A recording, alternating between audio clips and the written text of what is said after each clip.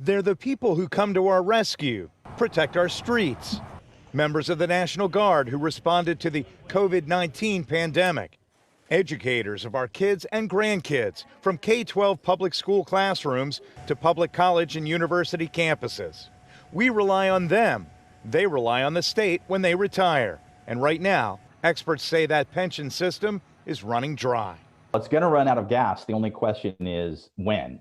Dr. Adrian Moore is an economics expert with the nonprofit Reason Foundation. He points to the numbers. 20 years ago, the Florida retirement system's liabilities versus assets had a $14.5 billion surplus. But after the recession in 2009, it became a $15 billion deficit. Today, it's a $36 billion deficit. The Department of Management Services claims by 2050, investment growth will erase the debt. Which seems unlikely since the same people making the same investments in actually a much more volatile stock market. Counting on the retirement system remaining sound are more than 465,000 retirees and nearly 645,000 active working members of the program.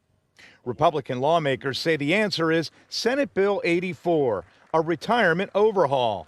It would close the pension plan to new enrollees after July 1st, 2022, and make investment plan or 401k membership compulsory. Excluded from being dropped from the pension, firefighters, emergency medical technicians, police, and corrections officers.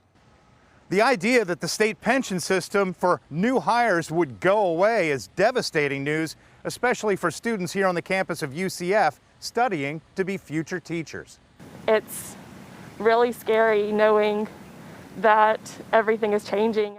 Hannah McRae is expected to begin work teaching special education next year. But if the retirement changes become law, she'll likely be shut out of the pension.